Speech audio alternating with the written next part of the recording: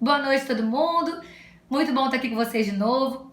Para quem está chegando pela primeira vez, eu sou Angélica Rabelo, sou pediatra e toda terça e quinta-feira eu faço um encontro com vocês aqui às 9 horas da noite, esclarecendo as dúvidas que vocês me mandaram na caixinha de perguntas. Então vamos lá, vamos começar, que agora eu marquei que a gente começa pontualmente às 9, para valorizar essas mamães que chegam muito certinho no horário, né? Então vamos lá, gente. A primeira coisa que eu queria falar para vocês hoje, e que uma mãe me perguntou, e já me chamou a atenção até o jeito que ela perguntou, e aí eu percebi que realmente falta muito essas informações para vocês. Uma mãe me falou assim: doutora, o pediatra disse que o meu bebê está com alergia à lactose, mas não me explicou direito como tratar. Aí eu falei, vixe, bicho pegou, né? Porque assim, gente, não tem alergia à lactose, né? O que acontece muito é que as pessoas confundem muito a intolerância à lactose com a alergia à proteína do leite de vaca, que são coisas completamente diferentes, né? Então, o que a gente tem que entender sobre a intolerância à lactose? Primeiro, que não é uma alergia, né? Ela é uma intolerância. Ou seja, o que acontece? A lactose, ela é o açúcar do leite. Todos os leites têm lactose. E adivinhe, qual que é o leite que mais tem lactose? De todos os leites que a gente conhece, sabe qual que é o leite que mais tem lactose? É o leite humano. Ou seja, é o leite da mãe, é o seu leite, é o leite de quem amamenta. Esse é o leite que mais tem o teor mais alto de lactose. É o do leite humano.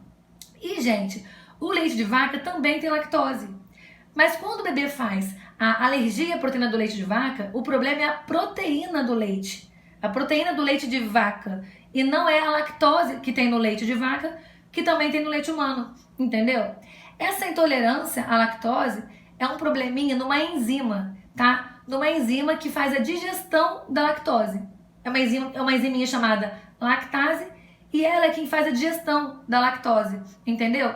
Então o problema com a lactose não é uma alergia, é uma intolerância digestiva. Ou seja, o intestininho do bebê não é normal, o intestininho do bebê não consegue fazer a digestão dessa lactose. O que acontece, gente? Por que a gente pensa em sempre alergia à proteína do leite de vaca e não pensa em intolerância à lactose? Porque os bebês têm essa lactase, né, que eu expliquei pra vocês, que é a enzima, né, do leite, que é a enzima do corpo. Tem alguém pedindo socorro aqui, eu perdi a atenção. Essa enzima do leite, né, que é a lactase, a enzima do corpo, que é a lactase, que digere o leite, essa enzima ela é mais alta ainda nos bebês. Ou seja, o maior nível está quando a gente nasce, quando a gente é bebezinho, porque o corpo já sabe, que ele é esperto, que o leite materno é o leite que mais tem lactose. Ou seja, a lactase do bebezinho, ela tá alta, porque o leite materno tem bastante lactose. Então essa lactase alta com a lactose alta, tá tudo certo, o bebê consegue digerir isso bem. O que acontece em raros casos, raríssimos casos, de intolerância à lactose em bebezinhos, são os bebês que nascem com deficiência em relação a essa enzima que digere o leite. E aí sim, os bebês podem desenvolver a intolerância à lactose. Entendido? Então assim, não tem nada a ver a alergia à proteína do leite de vaca com intolerância à lactose. Então não tem alergia à lactose, igual essa mãe me perguntou. O que o bebê dela pode ter é ou alergia à proteína do leite de vaca ou uma intolerância à lactose. Mas se for intolerância à lactose, tem que ter certeza do diagnóstico, porque ela é muito rara, tá? Em bebezinho ela é muito rara. Ela vai acontecendo mais ao longo da vida, pode começar a aparecer lá para adolescência, início da fase adulta, e muito comum nos idosos, tá, gente? Ela é muito mais comum nos idosos. E quais são os sintomas, né, da intolerância à lactose? Aí começa a dor, a barriguinha fica distendida, aumenta o gás, né, dá mais gases, porque é um problema na digestão. Então, como não digere a lactose, as bactérias vão lá e fermentam mais ainda. Então, fica aquela barriga estufada, aquele empanzinamento, pode ter diarreia, entendido? Então, gente, não tem nada a ver, não existe a alergia à lactose. Existe a intolerância à lactose e a alergia à proteína do leite de vaca. Entenderam aqui? Me mandem que se vocês entenderam a relação da intolerância à lactose e da alergia à proteína do leite de vaca.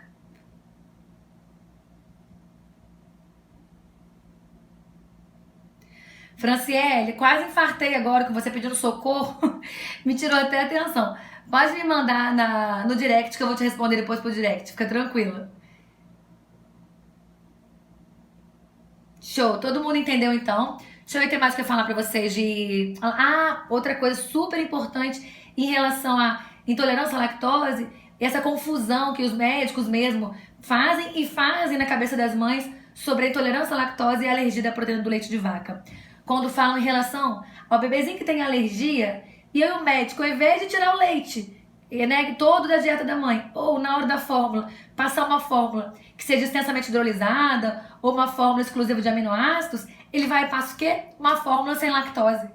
Gente, não tem nada a ver. Então, assim, na hora de tratar uma alergia à proteína do leite de vaca, a gente tem que tirar da dieta do bebê a proteína do leite de vaca, e não a lactose. Entendido? O que acontece? Algumas fórmulas sem lactose, né, quer dizer, as fórmulas sem lactose, elas ainda têm a proteína do leite de vaca. Mas as fórmulas com lactose também têm. Então, de um modo geral, o que tem que tirar é a proteína e não é a lactose. Entendeu? O problema do bebê não é com a lactose, porque o leite materno tem lactose pra caramba. Entendido?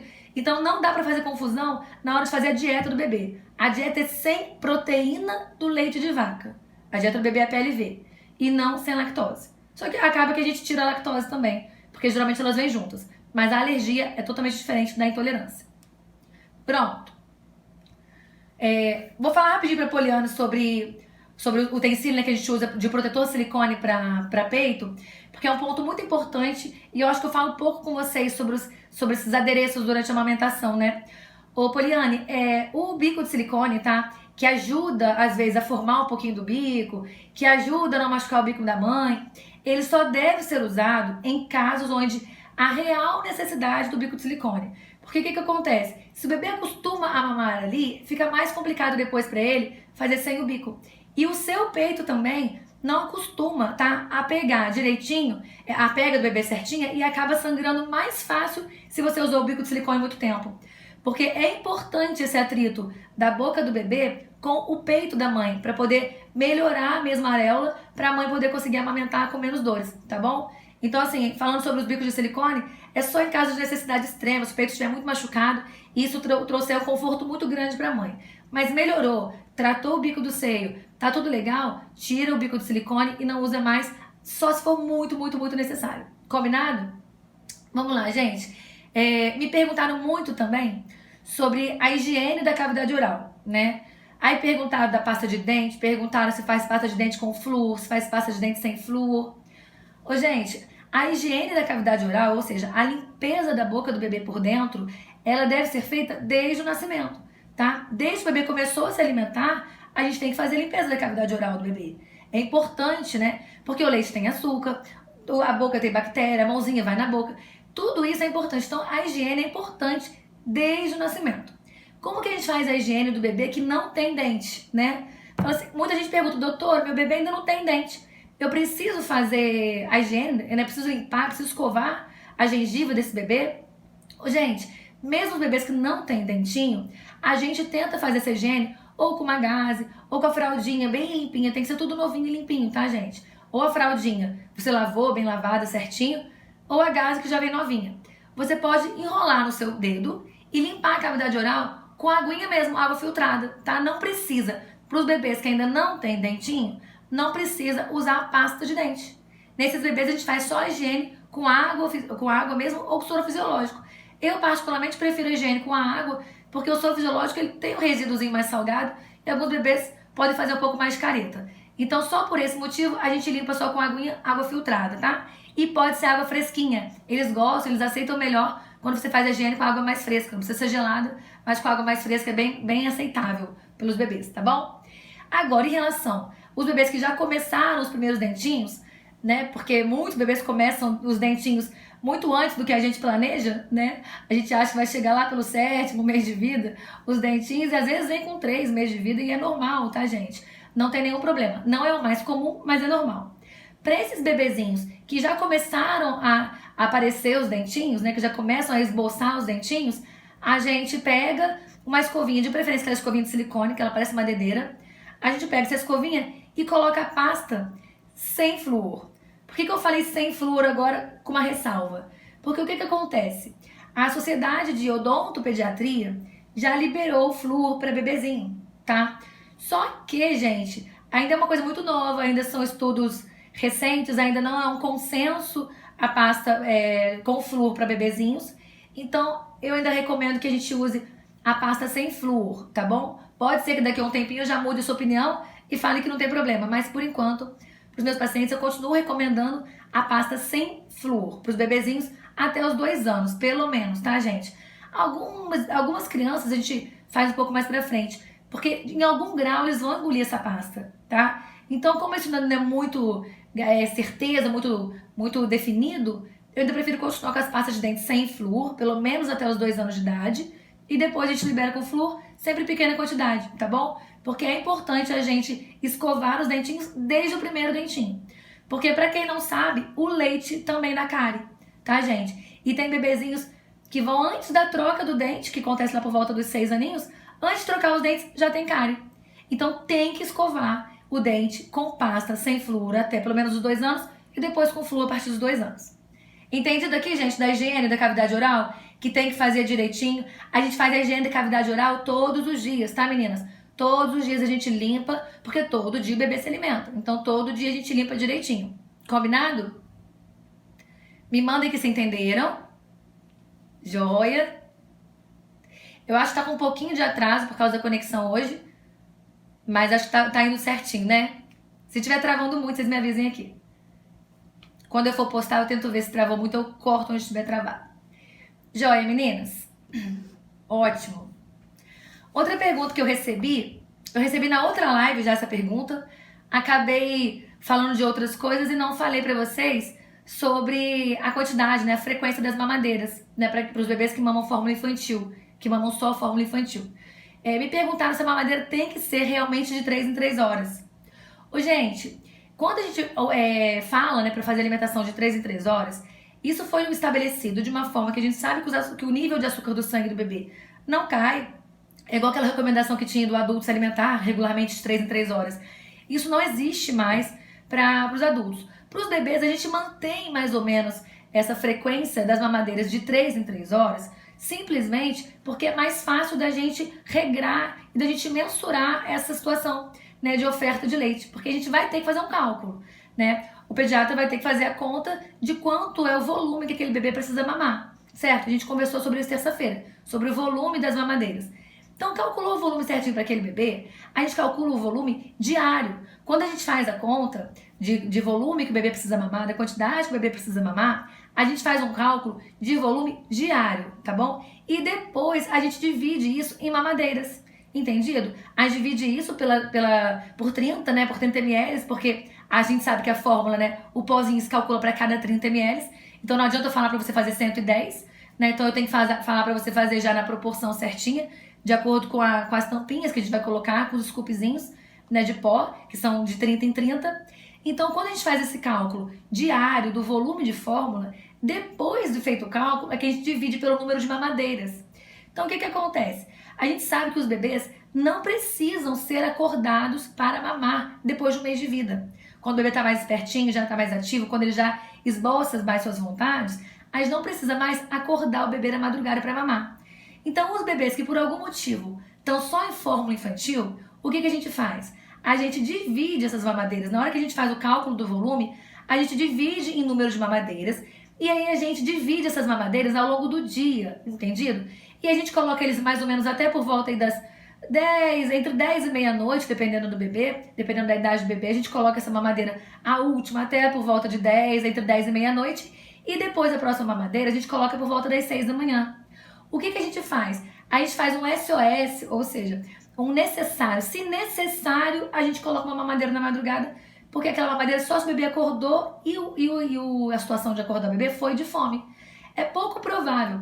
Vocês vão ver, conversando com as mães, vocês vão perceber que os bebês que mamam fórmula, em geral, são bebês que dormem mais à noite. E aí o que as mães falam? Eu dei fórmula para o bebê dormir melhor à noite. E a questão não é que ele dorme melhor, é que ele dorme de barriga mais cheia, então ele dorme mais tempo. É basicamente isso, igual a gente. A gente fica com a barriga mais cheia, dá uma preguicinha maior e dorme mais tempo. Mas isso não é justificativa para colocar mamadeira à noite em bebê de peito, entendido? A gente consegue fazer outras rotinas, ensinar o bebê a dormir de outra forma e se adaptar a não mamar à noite de outras formas. Mas os bebês que mamam fórmula infantil estão na mamadeira, então não é obrigatório que seja de 3 em 3 horas. Durante o dia a gente coloca para ficar mais fácil ter essa aceitação, essa organização. Mas o bebê que está recusando, o bebê que ainda não começou a dar sinais de fome, ainda não começou a fazer os esboços, né? Começou a sugar a mão, que ainda não começou a virar, procurar, esse bebê não precisa fazer cravado de 3 em 3 horas. Você pode passar um pouquinho mais, vai adaptando às necessidades do seu bebê. Porque senão vai acontecer aquela situação que você me falou na semana passada, que você dá a mamadeira e o bebê não mama a mamadeira toda. Mesmo o cálculo estando certo, o bebê recusa metade da mamadeira. Mas é o bebê que está ganhando peso normalmente. Entendido? Então não é obrigatório que seja de 3 em 3 horas. O bebê não vai morrer de fome e nem vai fazer hipoglicemia se ele não mamar de 3 em 3 horas. A questão é respeitar a saciedade e ir adaptando. A gente passa de 3 em 3 porque é mais fácil a organização. Depois vai ajustando para cada bebê. E durante a madrugada a gente passa mais essas mamadeiras para que o bebê consiga ter um sono tranquilo e não precisa ser acordado para mamar. Entendido? Quem entendeu, manda o hashtag sim, entendi. Para ver que vocês entenderam a situação da mamadeira ser de 3 em 3 horas, não é obrigatório. E que durante a madrugada não precisa acordar o bebê para mamar, muito menos o de mamadeira. Obrigada, Tati. Mandem aqui, meninas. Não, Fernanda, não precisa. Não precisa, tá bom? Deu aquela miadinha, chupou a mão, se acomodou, ela tá só se ajeitando. Deve ser aqueles despertares parciais que eu falei na live de... Obrigada, Loiane. Que eu falei na live de terça-feira. Beleza, meninas? Camila, soltar a secreção do pulmãozinho, depois você me manda no direct, porque não é pra ter secreção no pulmãozinho do bebê não, tá? Depois você me manda idade, peso, condições de nascimento, me manda tudo. Gente, o que eu sempre falo com vocês, quando vocês forem me mandar as dúvidas, vocês me mandam um textão, mas vocês não esquecem de me mandar a idade do bebê, o peso do bebê, como é que o bebê nasceu. Então, se vocês quiserem me mandar dúvidas por direct, já me conta a historinha do nascimento do bebê de vocês também e a idade do bebê, que é super importante pra gente. E se ele tá no peito ou se ele tá na fórmula, tá bom?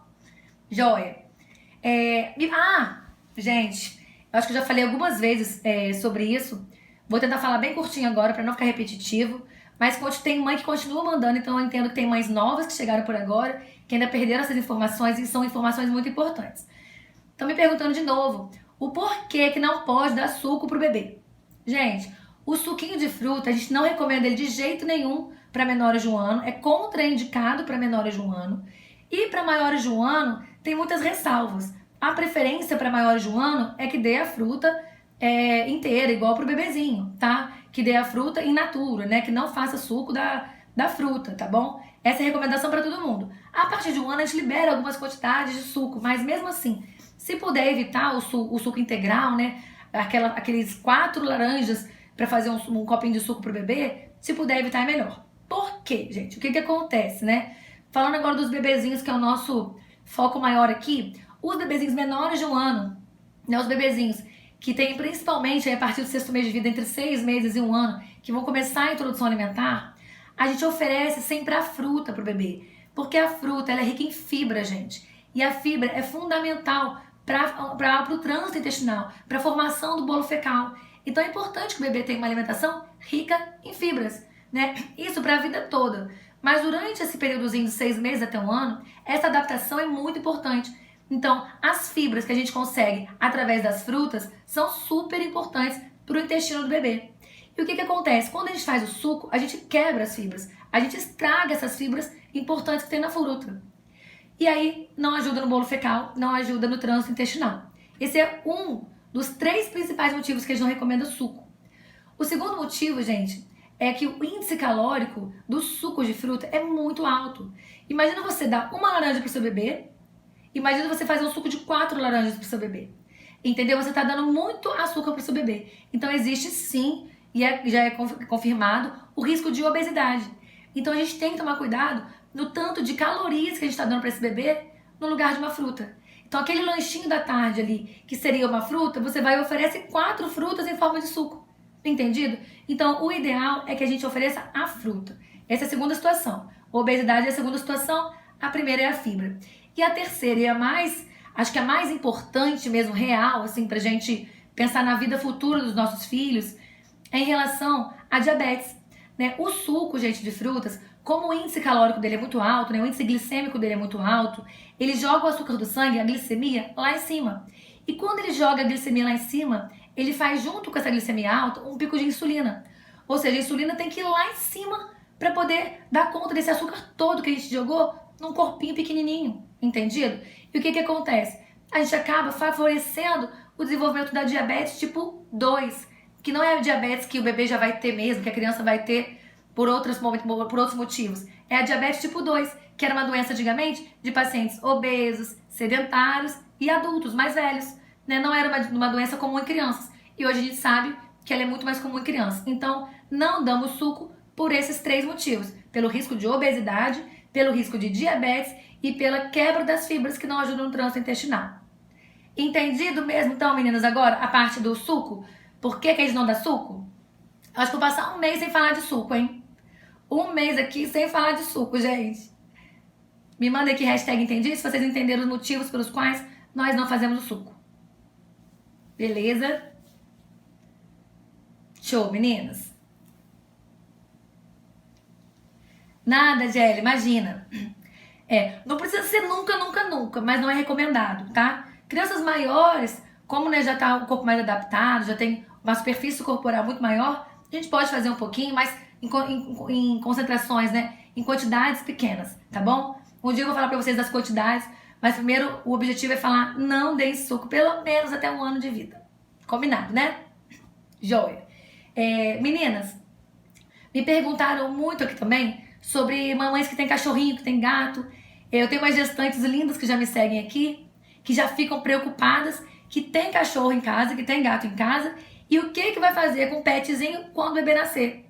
Gente, a única resposta que eu dou, né? O que vai ser feito com o cachorrinho ou com o gato, né? Com o animalzinho de estimação, com o bichinho da família. Quando o filho nasce, a única coisa que tem a fazer é apresentar um pro outro, né? A gente tem que apresentar um pro outro para que eles comecem a conviver.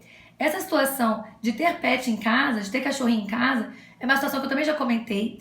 E é muito importante vocês entenderem que os bebês, filhos de pais e mães, né, alérgicos, né, que tem rinite e tudo, eles têm mais chance de desenvolver rinite, sim. Tem mais chance de ter alergia, sim. Porém, eles têm menos chances de desenvolver uma rinite, uma alergia, uma asma por causa do animalzinho de estimação, quando esse animalzinho de estimação é do convívio familiar e do convívio deles desde bebê. Ou seja, o contato precoce, né, o contato desde pequenininho, desde bebezinho, com o animalzinho de estimação, ele é melhor, ele favorece mais ainda o bebê a não ter alergia do que quando a gente faz esse contato mais pra frente. Então, o que acontece? Muitas mães pensam assim, eu não vou colocar agora o cachorrinho em casa porque ele é muito pequenininho, pode dar alergia nele. Aí, quando a criança faz 5 anos, que todos os amiguinhos têm um cachorrinho, a criança quer um cachorro, o que a mãe e o pai faz? Vão lá e dão de presente de aniversário um cachorrinho. Aquele cachorrinho fofo, aquela bolinha de pelo, coisa bonitinha, dorme com a criança na cama. O que acontece? A criança começa a desenvolver uma alergia respiratória a um animalzinho de estimação. E aí, de um modo geral, a recomendação dos alergistas é o quê?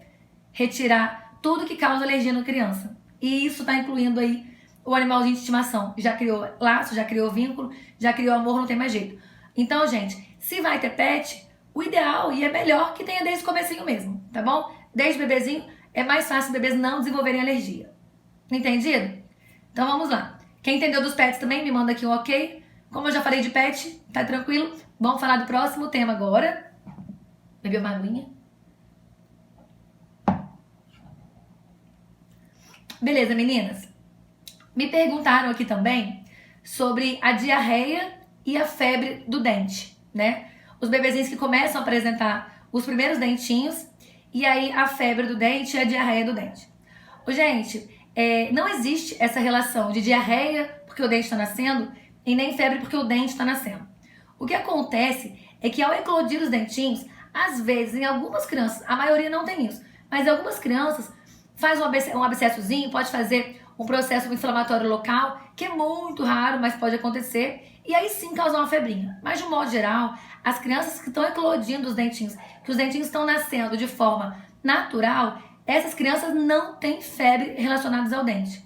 O que pode acontecer também é um aumento da temperatura até um 37,6 por aí, mas não chega a fazer febre, tá? Não chega a 38, 38,5, 39 de temperatura falar que é do dente. Não existe essa relação.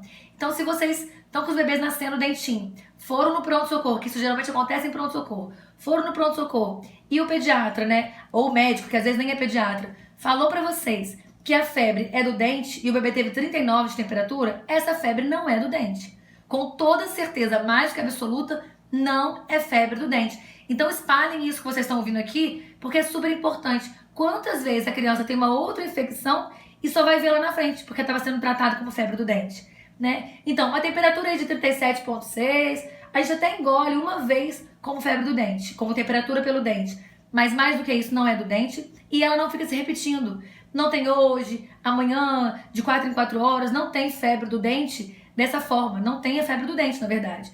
Entendido? Da mesma forma que não tem febre do dente, não tem diarreia do dente, tá, gente? O que muita gente confunde é que as fezes modificam um pouquinho na hora da introdução alimentar. E a introdução alimentar, ela começa mais ou menos próximo do nascimento dos dentes, né? Porque é por volta do 6º mês de vida que começa a eclodir na maioria das crianças os dentinhos. Então, a associação que se faz a diarreia com o dente, na verdade não é com o dente, é com a modificação da alimentação. E às vezes a criança vai se adaptando, modifica o trânsito intestinal, modifica a forma de digestão, né? Entram outras coisas na alimentação da criança que modifica mesmo a flora intestinal, modifica o trânsito, modifica a consistência das fezes. E aí algumas pessoas associam a febre, a diarreia com o nascimento dos dentes. E não tem essa relação. Muitas crianças de mães que trabalham e têm que ir para creche, né, que vão geralmente com 6 meses, algumas com 4 meses, associam a mesma situação da febre com o nascimento do dente, mas na verdade é só um período onde a criança começaria já a pegar esses quadrozinhos virais, né, do nariz escorrendo, uma febrinha baixa. Então o que acontece geralmente é isso mesmo, tem essa associação de febre, mas na verdade não é febre de dente, é febre ou que começou um resfriadinho, ou começou a pegar uns vírusinhos por aí e começa o corpinho a responder melhor. E da diarreia pela introdução de novos alimentos, pela mudança da flora intestinal, pela mudança do trânsito e pela mudança da consistência das fezes. Entendido então que não existe nem febre do dente e nem diarreia do dente? Se vocês entenderam, me dá um ok aqui direitinho. Alessandra, eu acabei de falar da higiene da cavidade oral. Meninas, quando a gente fala de higiene da cavidade oral, a gente fala de língua também, tá? Não é só gengiva e bochecha. A língua faz parte da cavidade oral. Então, quando a gente quando escova os dentinhos, isso para mães de criança grande também, gente, que o que a gente vê de criança grande com a língua com uma crosta, né, amarela, é enorme. Então, a higiene da cavidade oral faz parte, a limpeza da língua também, da mesma forma que a gente explicou como é que faz a higiene todinha, tá? Beleza, que vocês entenderam. Gente, eu vou ter que fazer só um parênteses aqui, que eu não ia falar disso agora, mas eu vou falar. Uma mãe me perguntou aqui agora sobre aqui uma pergunta falando do Mucilon com a fórmula. Eu até palpito, gente, porque o que acontece? Mucilon não é pra dar pro bebê, tá bom, gente? O Mucilon, em raríssimas exceções, ele é indicado para crianças desnutridas, tá? Não é para misturar Mucilon na fórmula do seu bebê. Pelo amor de Deus, não façam Mucilon, gente, tá bom? É Mucilon e qualquer outro derivado, tá, gente? Mucilon, sustagem, etc e tal. Não é pra fazer, não é pra colocar nenhum engrossante na fórmula do seu bebê. É muito açúcar, vai virar um bebê obeso e vai virar uma criança obesa, um adulto obeso e vai sofrer tudo que a gente sabe que as pessoas que são obesas sofrem. Então não é pra dar Mucilon, pelo amor de Deus. Esse era só um parênteses, tá, gente? Não é uma explicação, é só um parênteses sobre o Mucilon. E pra falar pra vocês a última coisa que eu achei, assim, mega interessante, eu acho que todas as mães, eu acho que todas não, mas quase 90% das mães que estiverem aqui hoje devem pensar, quando que eu vou poder fazer dieta? Porque eu engordei na gravidez, eu preciso emagrecer, eu quero fazer dieta, mas o que eu vou fazer? Porque a pergunta era, doutora, se eu fizer dieta, o meu leite vai ficar fraco? Foi essa pergunta que a mãe me fez. Ela contou a história dela, falou que ganhou 20 e poucos quilos na gestação e me perguntou se ela fizesse dieta, que ela precisava perder, se ela fizesse dieta, se o leite dela ia ficar fraco. Gente, não existe essa relação também, tá? O leite materno, o leite das mães, ele vai ter a mesma composição independente do estado nutricional da mãe. O que acontece? Já foi feito estudos, eu já comentei isso alguma vez com vocês, já foram feitos estudos de mães desnutridas lá da África e o leite materno continua sendo riquíssimo e um alimento único e exclusivamente fundamental para os bebês de quem pode amamentar seio materno. Então não tem problema, para as mães que querem fazer dieta, porque precisam emagrecer, gente, pode fazer dieta, Pode fazer tudo certinho, seguir o seu nutricionista direitinho para emagrecer sim. Dieta com baixa caloria, não tem problema. Mas faça acompanhado com o nutricionista de preferência, né? Não é fazer dieta da nossa cabeça. Mas não tem problema nenhum vocês fazerem dieta, tá bom? A caloria da mãe não vai influenciar na caloria do leite materno. A caloria que a mãe ingere não vai influenciar nas calorias do leite materno, tá? O que pode acontecer de diminuir o volume do leite materno é quando essa mãe fica muito estressada.